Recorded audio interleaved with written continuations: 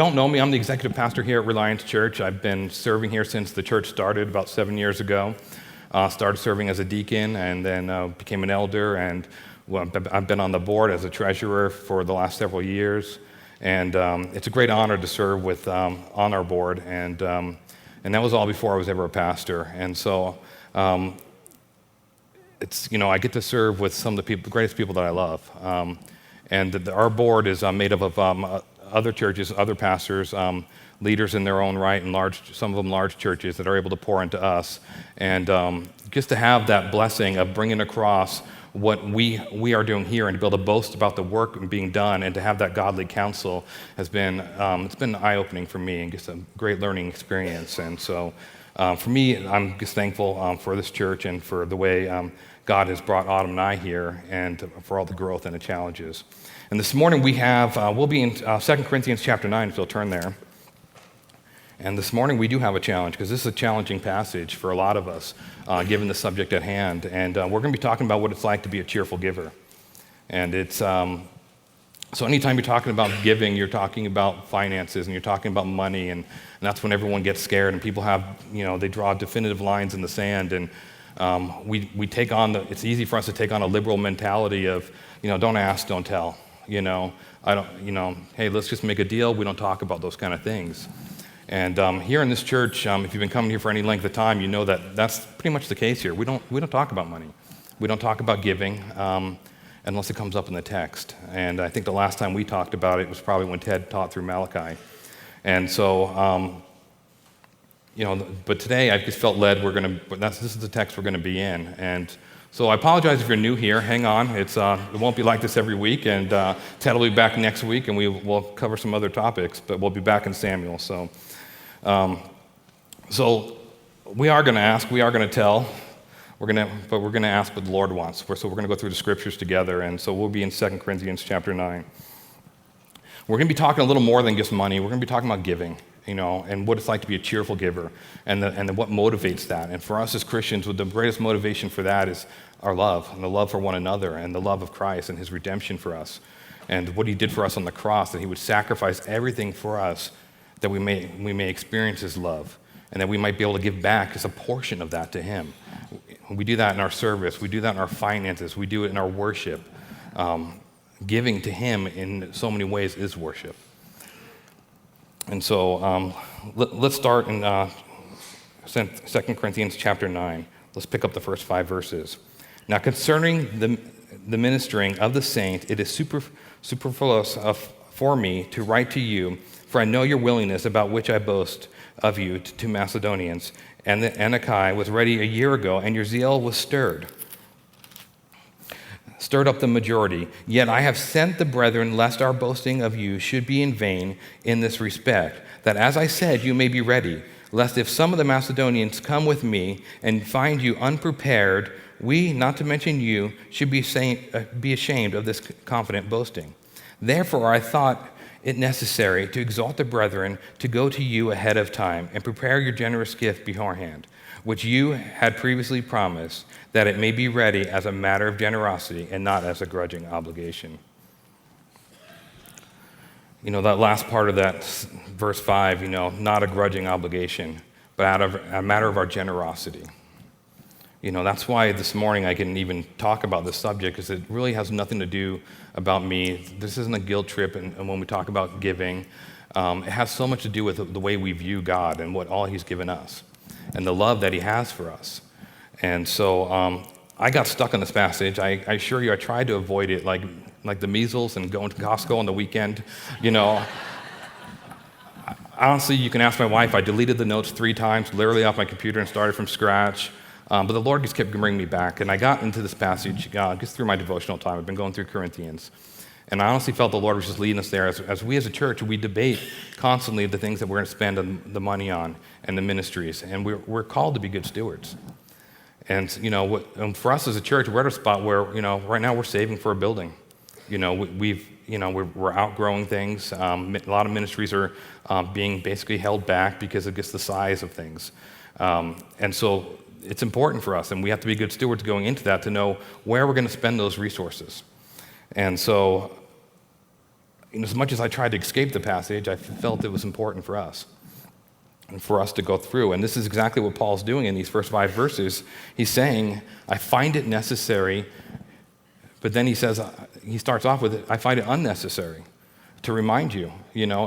I don't know if it's just sarcasm on Paul's part, but he felt the need to bring it up. And, and he does it within such a boasting way that it's almost to say, hey, I talked about you ahead of time, and now we have to live through. We've made these promises, and now we have to fulfill them. We said we're behind this thing, now let's get behind it. And so the background of this section of Scripture, both chapters 8 and 9, they really tie together. And we're going to focus this morning in on chapter 9, but we'll refer back to chapter 8. And it goes along with the whole rest of the book of the Corinthians in that it really expresses Paul's love for the churches and his ability he wants to be an administrator.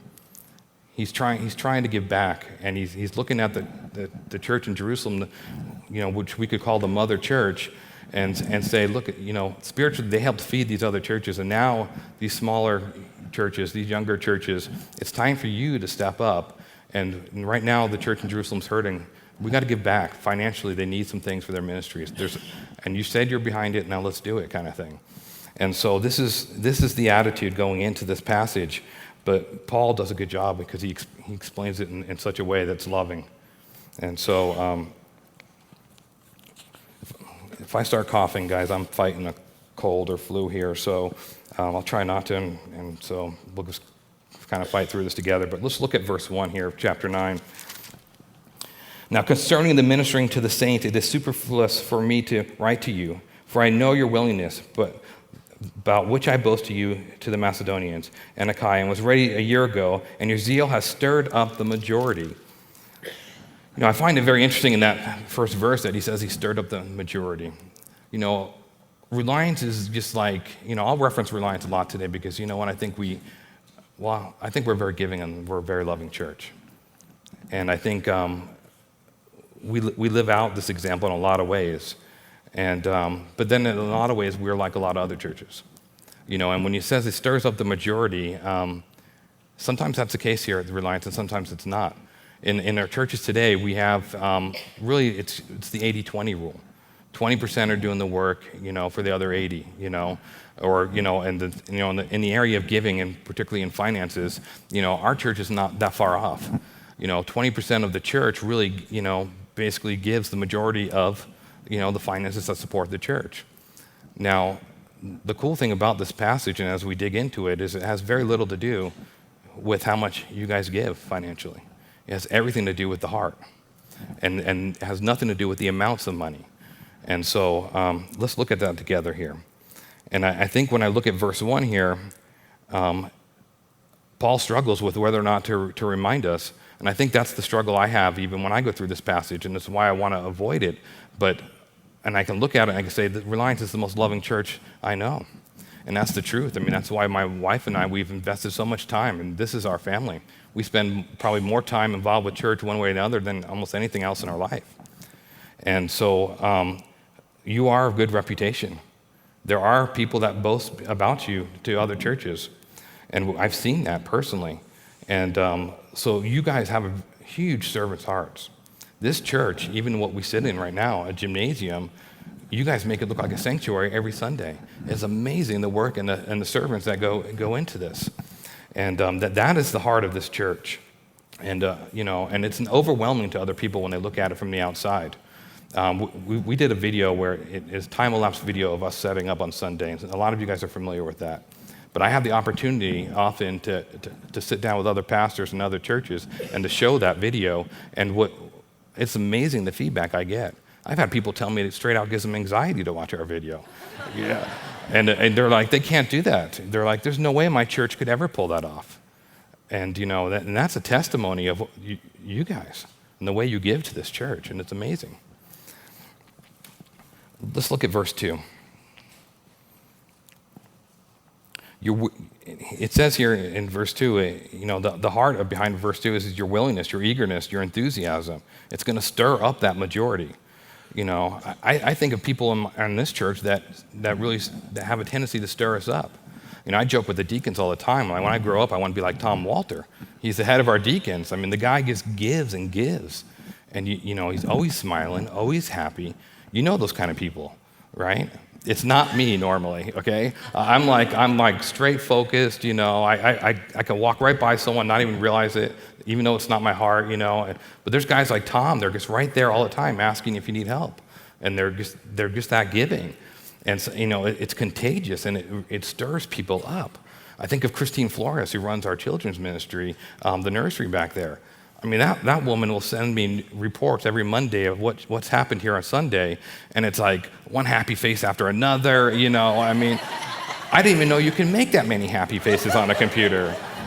Sometimes I'm so distracted, I stop reading. I'm looking at these faces, and it's just amazing. But that's her personality too, and just to see when you hear her pray and you hear her talk to people, and that she just motivates people to serve around her and to give. And that is an amazing thing. And this is what I love about our church, is that we have that ability through Christ to stir up one another and to raise up one another and to all for the glory of God. And this is what Paul's talking about in these passages as we get there. Everything has to do with for his glory and not ours. Let's look at verse 3. Yet I have sent the brethren, lest our boasting of you should be in vain in this respect, that as I said, you may be ready, lest if some of the Macedonians come with me and find you unprepared, we, not to mention you, should be ashamed of this confident boasting. Listen, church, I've boasted about you guys. I mean, that's how strongly I feel about this church. I've had the opportunity a few times to give tours of other churches through here, and they want to see how we do Sunday setup, because we have a reputation in the communities and in the churches. This church is doing something different. We're hanging curtains. We're doing things. We're taking a gymnasium and making it feel more like a sanctuary from the minute you walk in here. And that's what I hope that you guys feel, as I want a church that's, they're the best loved sheep, the best fed sheep. And so, and without distraction, just be able to get in the Word and hear the Word. And so that's the heart of this church. That's the heart of Pastor Ted, and that's been the heart of Ted and Brenda. And that's really the testimony of how Autumn and I became so willing to serve and to pour into this church. And that's because we were so well fed and loved. And so we do boast about things. And so I've given tours through here, and so when they say, well, how do you do this? How do you do this? And I tell them, I do everything, man. I don't get my hands dirty, and no, I tell them about you guys and what you're doing. And the truth of the matter is, I'm barely ever getting my hands dirty, I'm just getting to spend time with you guys. I spend more time hugging people on Sunday because it gets to the love of this church. My hands don't get dirty. I could be a hand model. My hands are so but it's because of you guys and what you do here, and it's contagious. So I want to exhort you to keep it up. Look at verse 4. Lest as some of the Macedonians come with me and find you unprepared, that you should be ashamed of this confident boasting. I'm not ashamed of this church. In fact, like I said, I boast more of anything about anything in my life is just this church and what it's done for even my family. Even the things I boast about within my family are related to this church. And so for that, I'm very thankful. When he talks about being ashamed, the only time we're ever ashamed really is when we're not doing something that we ought to be doing, and we know it. And for some of you, as we go through this passage, you may feel that. You may feel conviction, but it's not condemnation. Conviction will draw us nearer to God as we study the Word. Condemnations of the world. And so let's continue on. Let's look at verse 5. Therefore, I thought it necessary to exhort the brethren to go to you ahead of time and prepare your generous gift beforehand, which you had previously promised, that it may be ready as a matter of generosity and not of grudging obligation. Again, we don't talk about these tough subjects just for the sake of stirring you guys up to give. I want you to give because you love the Lord. I want you to give because you're obedient, and that's what God calls us to do. And it goes so much more than just finances. It goes in the way we serve and the way we worship our Lord. And so that's the heart of God. God cares more about the heart and what you bring to the table. In the rest of the passage, we're going to see what God promises, that if we have a willing heart, what He can do. And so, I want to give you guys, though, an update of where we're at as a church. A state of the union, so to speak, and I think I can loosely use that term as we start the new year here, and just that there is unity in this church. It's what I love about this church. Your pastors are very, tightly knit together. We are one accord. We just recently merged with another church, and it gets the leadership even from the other church, and the way, I think of, our elder Bob Reese, and I think of Pastor Jim. I mean, I feel like I've known those guys forever, and that's only the work of the Lord. And so that's where we're at as pastors, and I think you'll find that, we're in the trenches in there with you guys, even on Sunday mornings doing setups, and we're praying with you, and we're just really want to minister side by side with you guys. And so as we look at this, where we're at as a church right now is we've been saving for our building, but the opposite has been happening just recently. We started pulling stuff out of savings just for meet our everyday needs. And is that the reason for the message today? No. Again, this is just happened to be where I've been going through in my devotional time, but I don't find it coincidental that this is where I've been stuck. And this is something that we're dealing with as a church, because ultimately, no matter what, a lot of our finances and our giving pays for the ministries. And that's just the reality of the world we live in. But you guys have been very much in the past very generous, and you still are. And last year, year over year, just to give you guys a quick update, where we've done better than we did every year. This church has always been growing. God's been adding to it daily.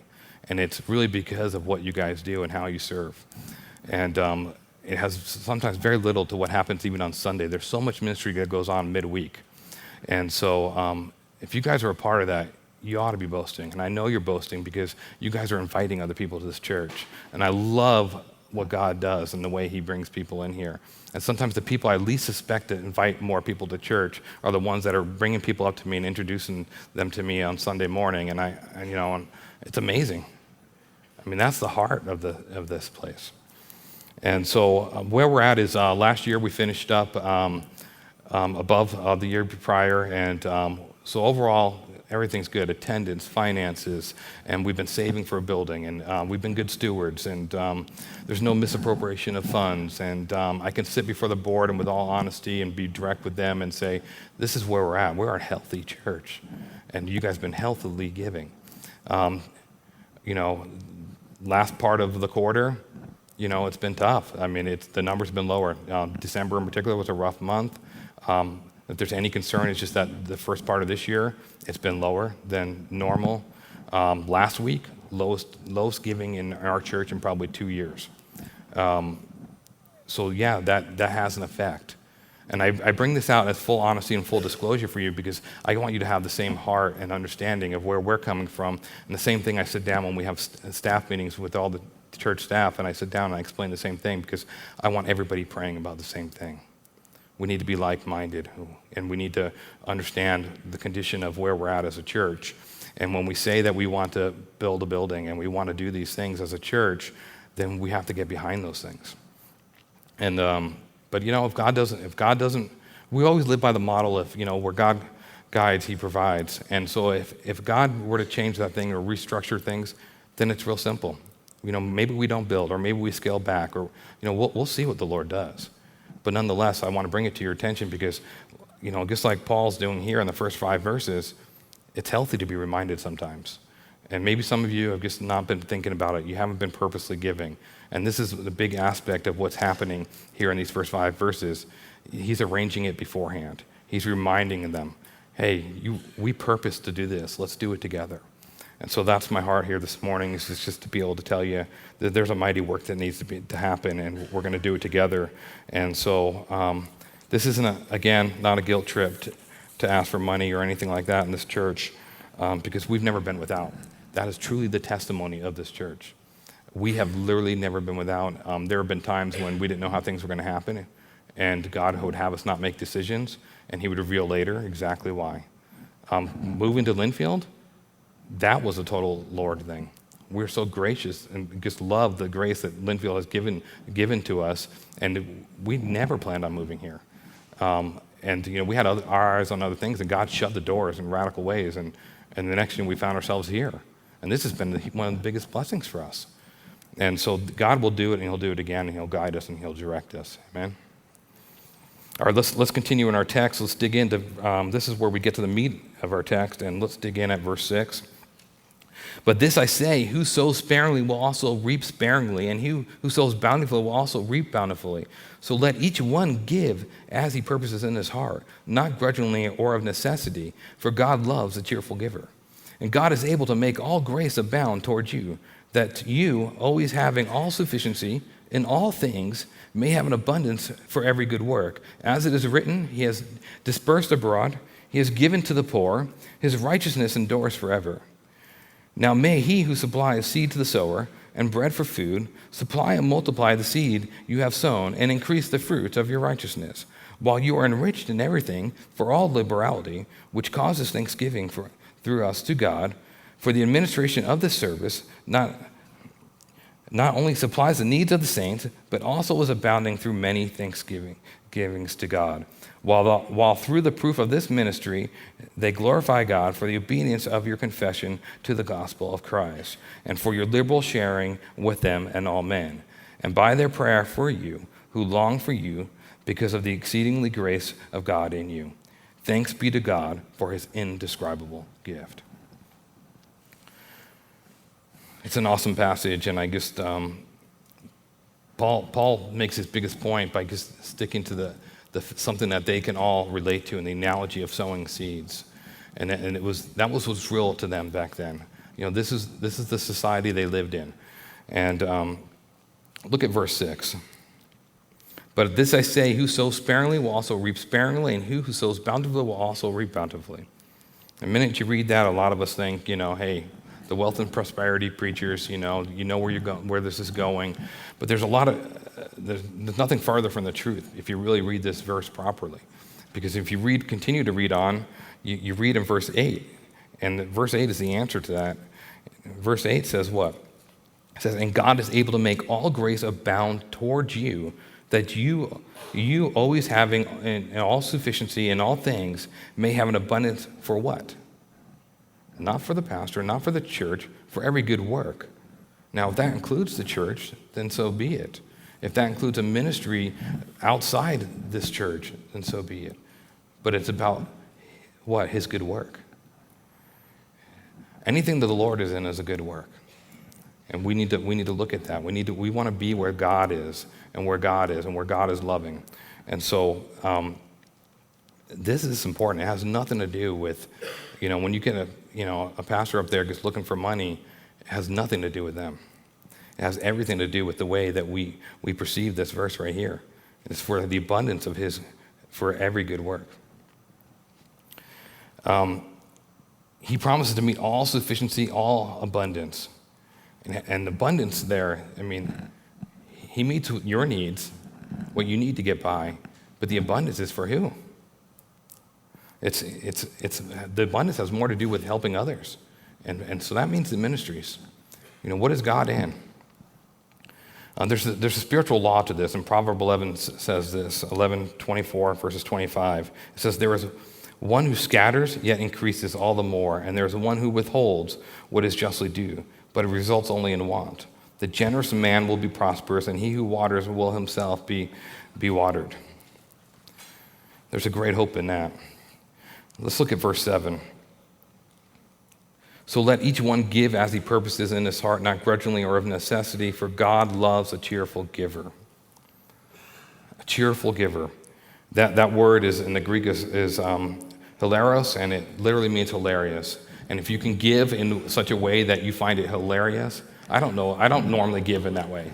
I don't really know what that looks like, but that word doesn't maybe translate right for us. But if we really believe that all things belong to the Lord and they're not ours to hang on to, and we can freely give with an open hand kind of mentality, and we're not white knuckle Christianity, we can give it cheerfully. The problem is that most of us have a threshold of what that looks like. When it's when my kid comes up and he asks me for $1, I have no problem giving it to him. But when he comes up asking for $20, I'm suddenly asking what for. And that's the way we approach almost every aspect of our giving. And but that's not what God says. He says, let's be cheerful givers. This is where most of us go wrong, because we do it grudgingly. Some of us give out of hey, we just ought to, and just trying to be obedient. And God normally meets us right there, and there's fruit from that.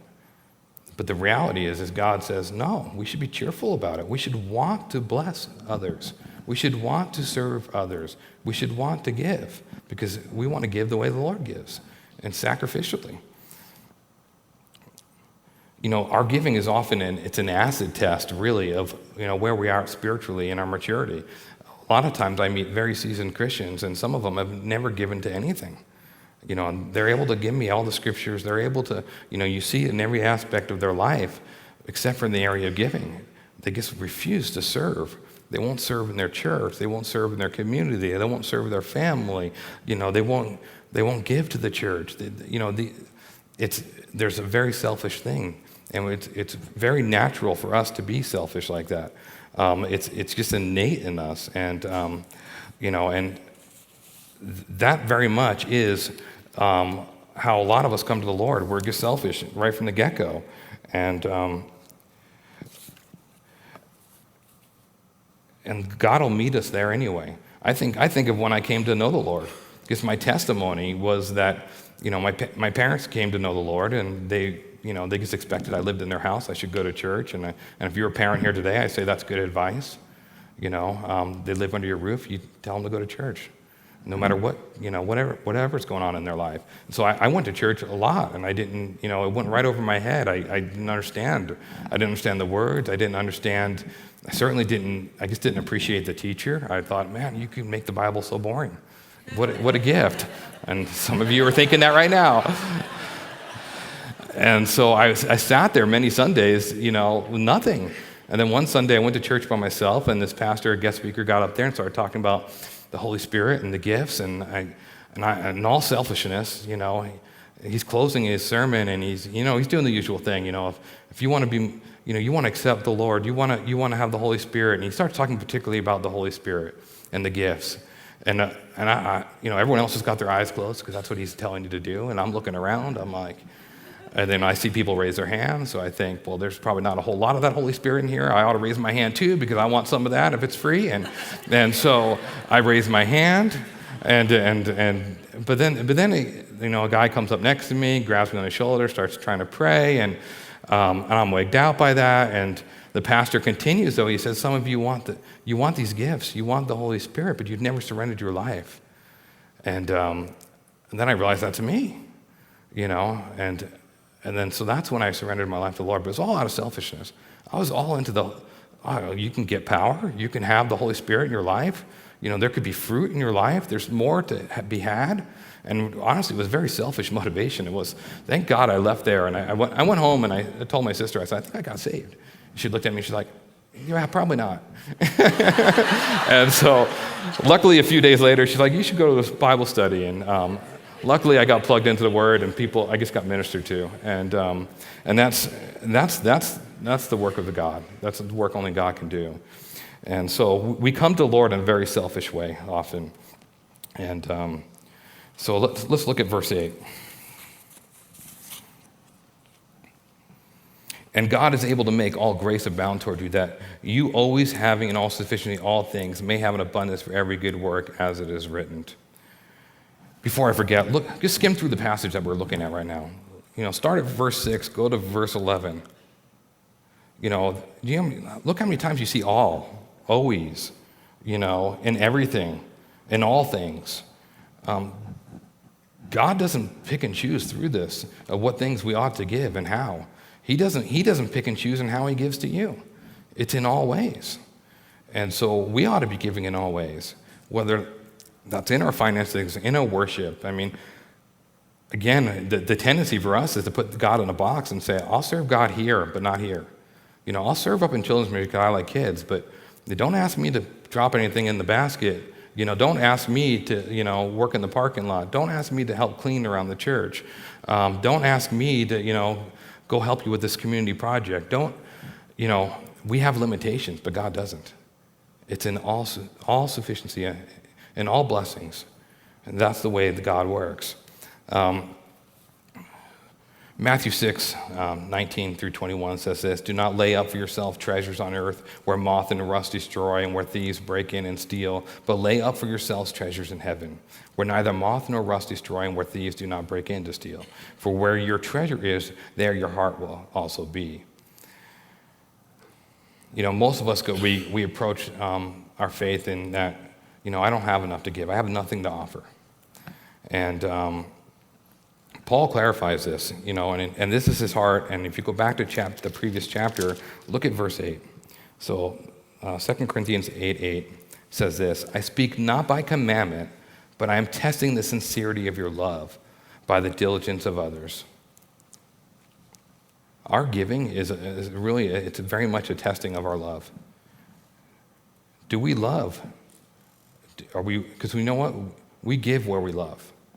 And that's a question for us is, what do we love? What is priority in our hearts? And there's an acid test for that. And that very much a lot of times is, where do we spend our time? What's going through our mind? What dominates our thoughts?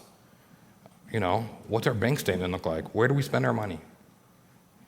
The truth of the matter is we spend a lot of these things on selfish things that are just temporal. They don't add to the kingdom in any way.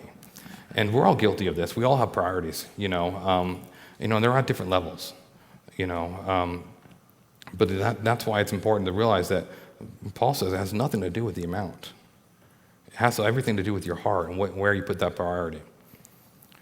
Mark 12, 41 through 44 says this, "Now Jesus sat opposite the treasury and saw how the people put money into the treasury. And many who were rich put in much.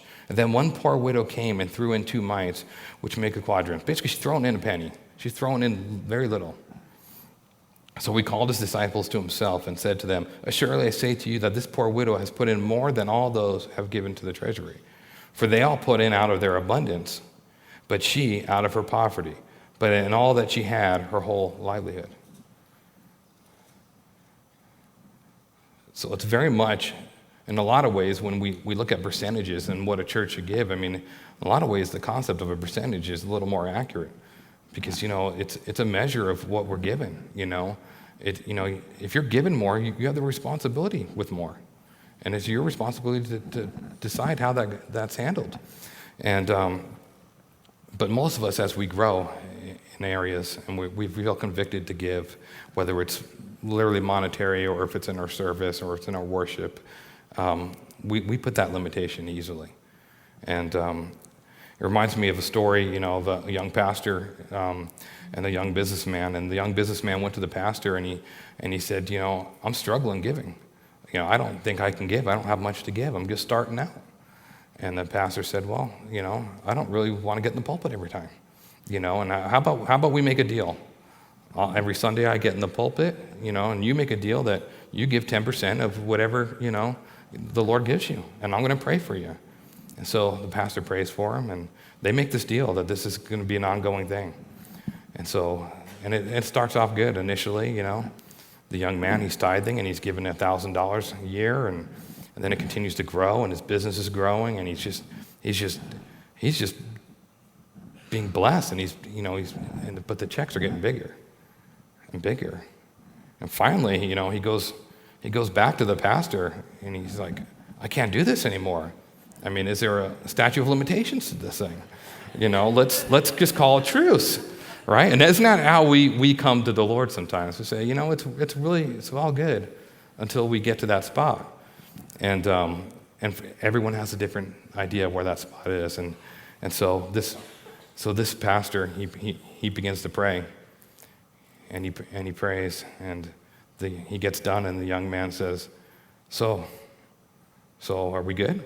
Call it off? I just want to be able to give back $1,000. And the pastor says, "Well, that's exactly what I just prayed. I prayed that God would reduce your income so that you could only give $1,000. It sounds ridiculous, and I know it's funny, but that's the attitude sometimes we negotiate with. I remember early on just being challenged with this, and the Lord has challenged me in this area so many times in my life, and even recently, deciding, hey, do I sell my house, just to live below my means and be able to do ministry longer, and that's exactly what Autumn and I did. But I remember early on, when I first started to make decent money, and Autumn and I were just married, and I remember sitting in church one day, and Autumn's like, should we tithe? And I'm like, yeah, so she's like, I'll write the check. And, up until that point, I was, I'd throw cash in every once in a while, like we're going to, hey, $20, like you're going to the movies kind of thing, I don't even think that gets you to the movies these days. And then I look over, and Autumn's writing a check. I remember the amount. It was like $400. And I was like, oh my goodness, I elbowed her right there. I'm like, no. She's like, that. She's like, I don't even think that's 10%. And I'm like, oh yeah, it is, And suddenly I was a Bible expert. I was telling her, I'm like, you'll be quiet, 1 Peter chapter 3, you'll win me over in your silence, totally misquoting things. And, but that's how we come to the Lord sometimes, don't we? And luckily the Lord has just had to minister to my heart over the years, and changed that. And He's been faithful to Autumn and I. There's no doubt in that. We've been blessed. Look at verse 9. Here Paul's quoting Psalm 112:9, and I'm going to ask that they put it on the screen for you because I want to take it in context. I want to start at verse 5. And Psalm 112:5 starts off, it says, "A good man deals graciously and lends. He will guide his affairs with discretion. Surely he will never be shaken. The righteousness will be in everlasting remembrance. He will not be afraid of evil tidings. His heart is steadfast, trusting in the Lord. His heart is established. He will not be afraid until he sees his desire upon his enemies. He has dispersed abroad. He has given to the poor. His righteousness endures forever. His horn will be exalted with honor." It's not about us being exalted. It's about the Lord and His glory. But I love what it says here, that we're not to be shaken in fear. Many of us, we don't give, we don't serve, we don't do these things because it's out of fear. We're scared to get that close and intimate with the Lord and to God's people. We're afraid of what that looks like and what that feels like and the accountability that comes with that. We're to trust God, and he further emphasizes that the abundance is not just for self-consumption. That's what he's saying here in this psalm.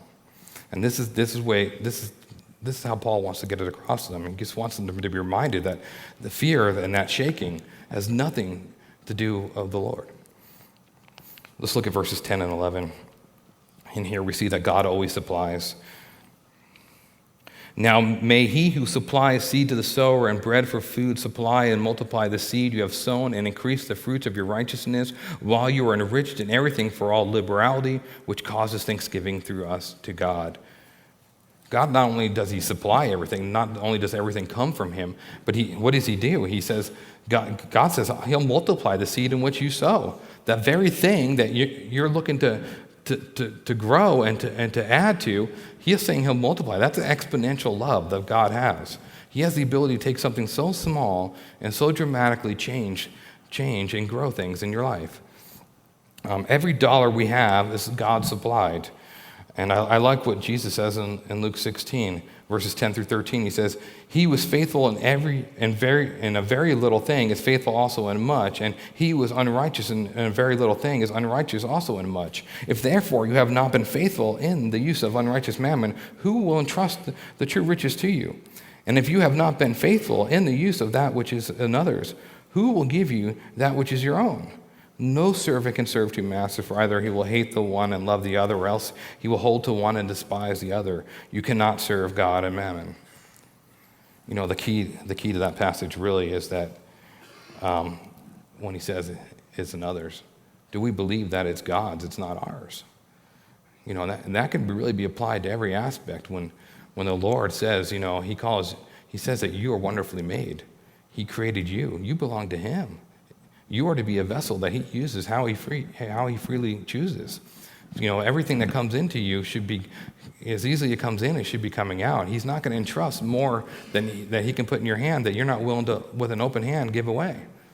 And this is where a lot of us, we grip onto things, we hold on to things that really don't belong to us. On the screen, I'm going to ask them to just put up the laws of the harvest. This is what we've been reading about.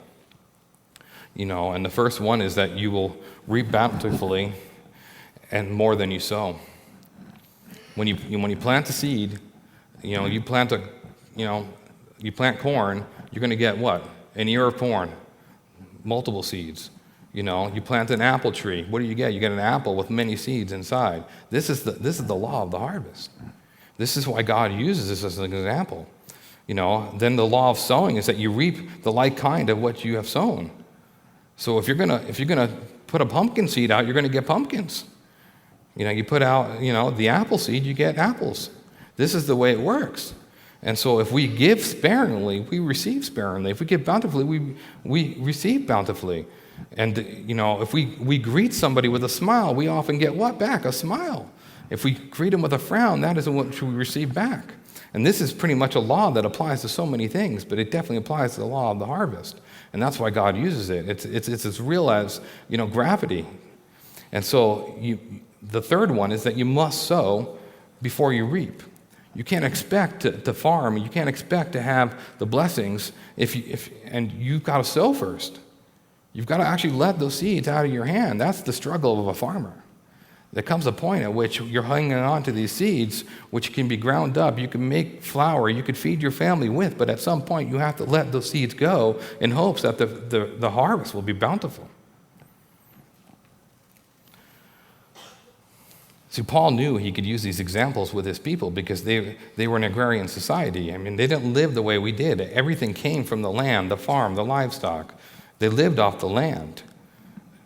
And so it was real to them as much as, for us, it's our ATM cards. It's, we don't really think sometimes of how we pay for things and how we deal with things. We don't bring a bushel of, vegetables down to the bank, or to the Starbucks, It's, for us, what's real is really what's in our pocket and where we spend it and how our ATM works. And that's where it becomes home for us is when do we pull out that ATM card?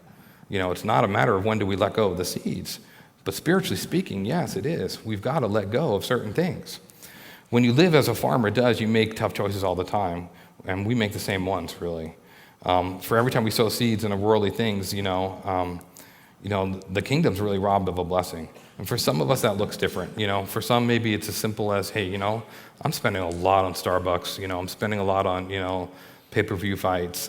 It could be anything. Those happen to be some of my favorites, but that sometimes we just need to alter those things, and those aren't bad things necessarily, but there becomes a point where maybe those take priority over something that God doesn't want you to be, leaving and abandoning.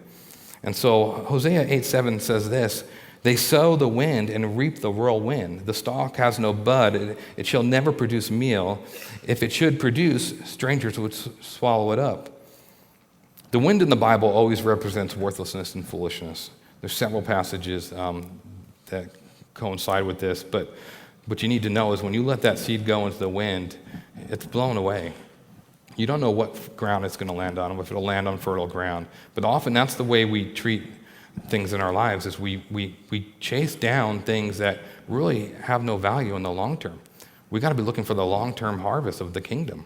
And the benefits of that, and seeing people saved and ministering to people and showing them the love of Christ so they may glorify our God in heaven. That is what we're talking about here this morning. And I like the Psalm 126, verses 5 through 6. It says this: "Those who sow in tears shall reap in joy. He who continually goes forth weeping, bearing seed for sowing, shall doubtless come again with rejoicing, bringing his sheaves with him." Many missionaries in Africa will quote this psalm. And because over there they understand the necessity of water and farming, and that as you go through the seasons and you're without and things are drought and things are tough, that usually you get to a spot where, quite honestly, your family's hungry, they're starving, and you're making extremely tough choices. And there's a story that goes like this: "See, when the rains are scarce, and so is the food, and true hunger sets in. A 6-year-old boy comes running to his father one day with sudden excitement. 'Daddy, Daddy, we've got grain,' he shouts. 'Son, we haven't had grain for weeks.' 'Yes, we have,' the boy insists. 'Out in the hut where we keep the goats, there's a leather sack hanging up on the wall. I reached up and I put my hand down in there, Daddy, and there's grain in there, Daddy.' 'Give it to Mommy,' he says, 'so she can make flour, and tonight our tummies can sleep.'" Man. And the father stands motionless. "Son, we can't do that," he softly explains. "That next year's seed grain, it's the only thing between us and starvation. We're waiting for the rains, and then we must use it." The rains finally arrive in May, and when they do, the young boy watches as his father takes the sack from the wall and does the most unreasonable thing imaginable. So instead of feeding his desperately weakened family, he goes to the field and with tears streaming down his face, he takes the precious seed and throws it away. You take this precious thing and you throw it on the ground, and you hope that something's going to come of it. Why does he do this? He scatters it to the dirt because he believes in the harvest. He believes in what will come. And the question for you and I today is, do we believe in the harvest? Do we believe in the work? Where in our lives do we see the fruit? Where do we see God's love? Do we want to get behind it? Do we believe in the harvest of it? For me, I've said it, this church represents a big part of that in my life. 2 Samuel 24:24 says this, but David said, neither will I offer unto the Lord my God that which has cost me nothing.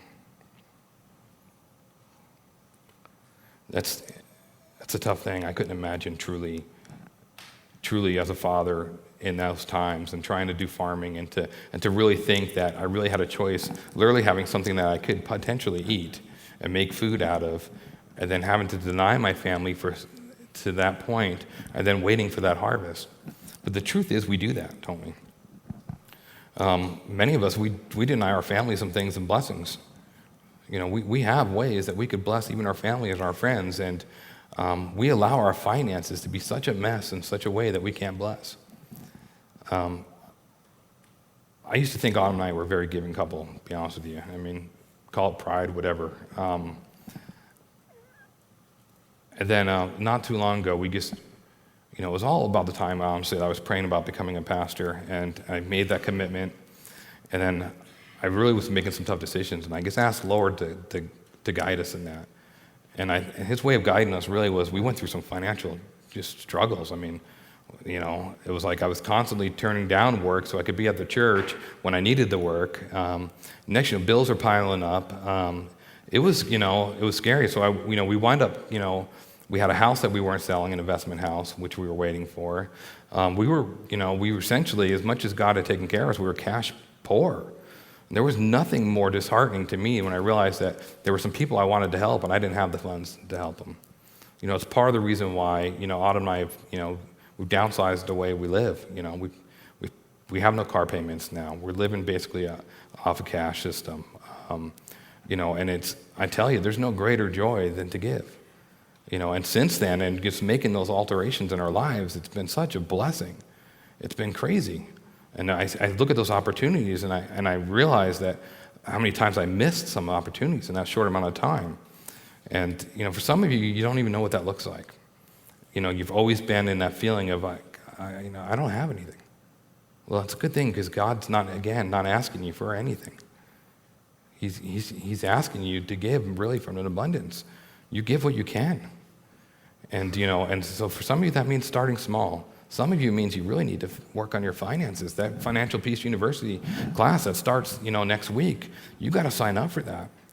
You need to, we're not exactly in the best of times in our economy, and you got to be wise about this. We're never at a spot where we think we're content. We're always thinking we want more. And this is the problem I see.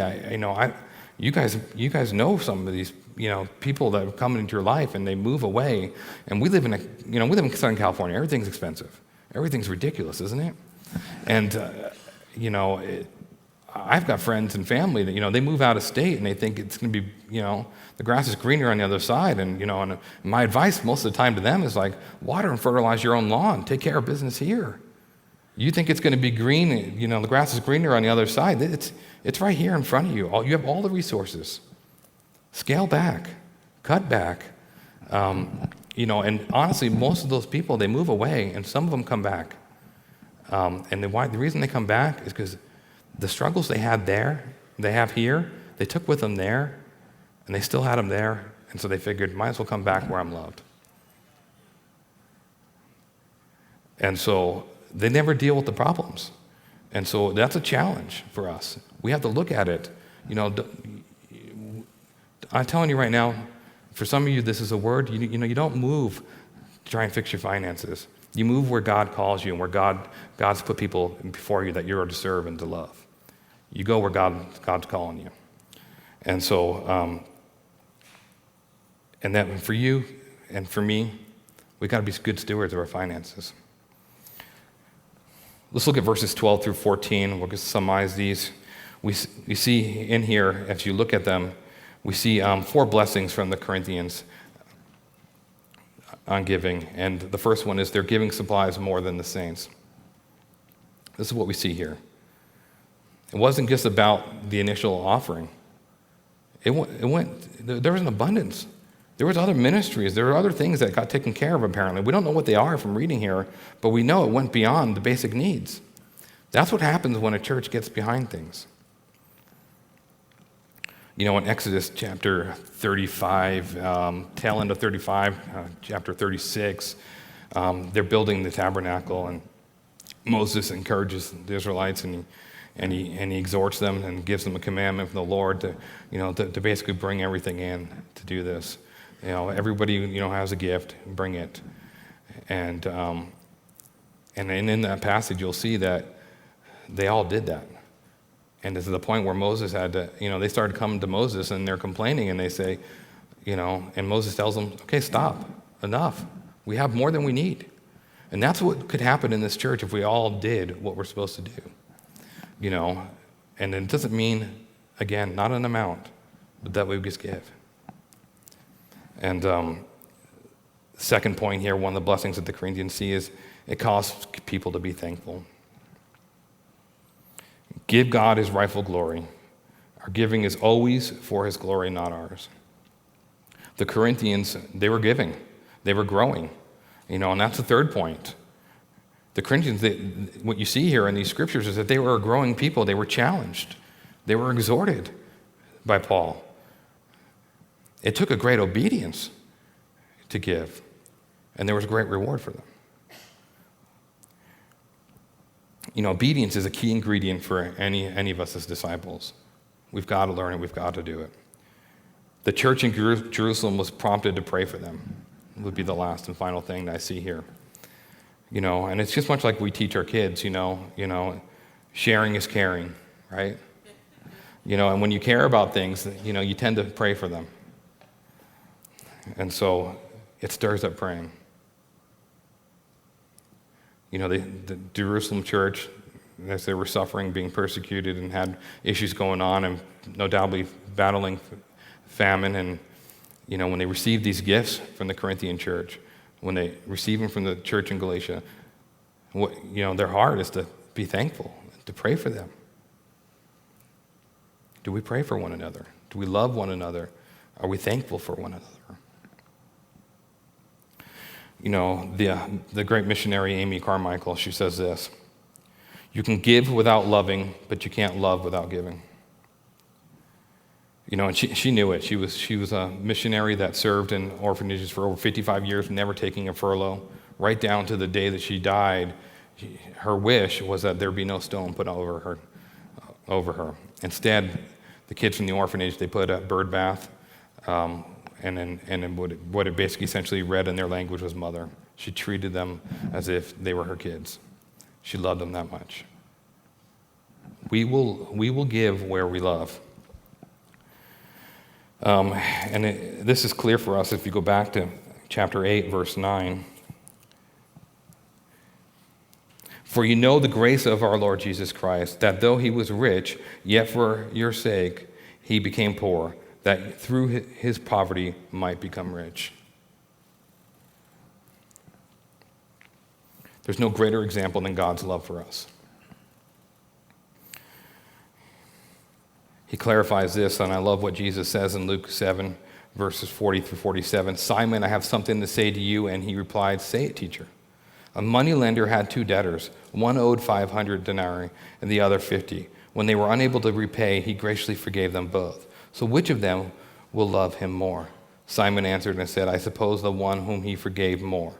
And he said to him, you have judged correctly. For this reason I say to you, her sins, which are many, have been forgiven. For she loved much, but he who is forgiven little loves little.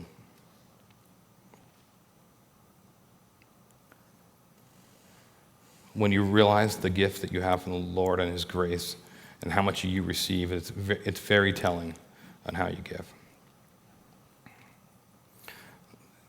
Another great passage on God's love, 1 John 3:16 through 18 says, "This is how we know what love is. Jesus Christ laid down his life for us, that we ought to lay down our lives for our brothers. If anyone has material possessions and sees his brother in need but has no pity on him, how can the love of God be in him?"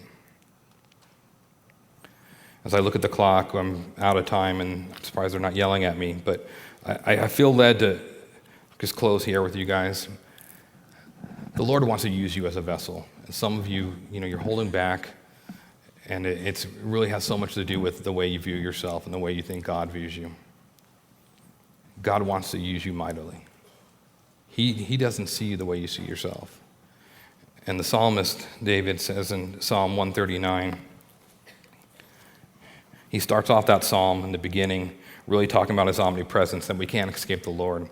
But then he picks up at verse 13. He says, "For you formed my inward parts. You covered me in my mother's womb. I will praise you, for I am fearfully and wonderfully made. Marvelous are your works, that my soul knows very well. My frame was not hidden from you. When I was made in secret and skillfully wrought in the lowest parts of the earth, your eyes saw my substance, being yet unformed, and in your book they all were written, the days fashioned for me, when as yet there were none of them. How precious also are your thoughts to me, O God. How great is the sum of them. If I should count them, they would be more in number than the sand."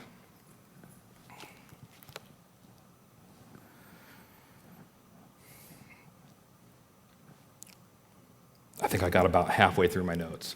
But I will tell you this. What you need to hear today, if you hear nothing else, is that God loves you and he wants to use you. And when it talks about the potter's clay and the vessel being marred, some of us, that's the way we come to the Lord, marred. That word marred means corrupted. But God is a gracious God, and he'll take that clay and he'll rework it, and he'll use it for his glory. He wants to fill you up as a vessel that you would pour out into others.